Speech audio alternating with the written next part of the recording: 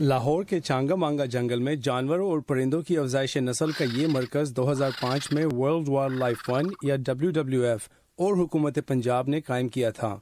اس کا مقصد سفید پیٹھ والی گدھ کی آبادی میں اضافہ کرنا تھا جو تیزی سے کم ہو رہی تھی۔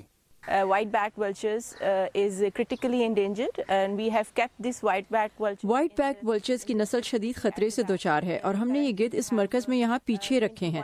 فی الحال ہمارے پاس 21 white-backed vultures ہیں۔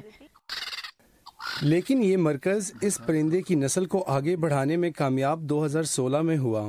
اب تک 6 انڈوں سے بچے نکلے ہیں اور WWF کے حکام کا کہنا ہے کہ وہ سب صحت مند ہیں۔ یہ پرندے بہت شرمیلے ہیں اور ہر کسی کے ہاتھ سے خوراک کھانا پسند نہیں کرتے۔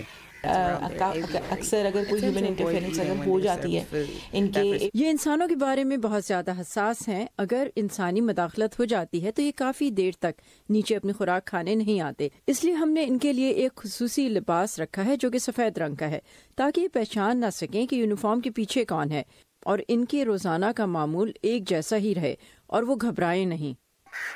عموماً پاکستانی گدھ کو ناپسند کرتے ہیں، لیکن کم لوگ ہی یہ بات جانتے ہیں چونکہ یہ پرندے مردہ جانوروں کو کھاتے ہیں۔ ان کی وجہ سے انسان بہت سی بیماریوں سے محفوظ رہتے ہیں۔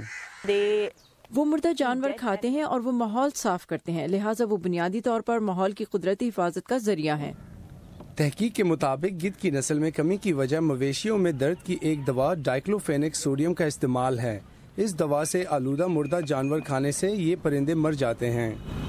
پاکستان نے 2006 میں WWF کے کہنے پر اس دوا کے استعمال پر پابندی عائد کر دی تھی، لیکن اس مرکز کے حکام شکایت کرتے ہیں کہ اسے ابھی بھی غیر قانونی طور پر استعمال کیا جا رہا ہے اور اسی لیے ان پرندوں کو فی الحال آزاد فضا میں چھوڑنا مناسب نہیں۔ ایاز گل کے ساتھ عمران جدون، اردو VOA۔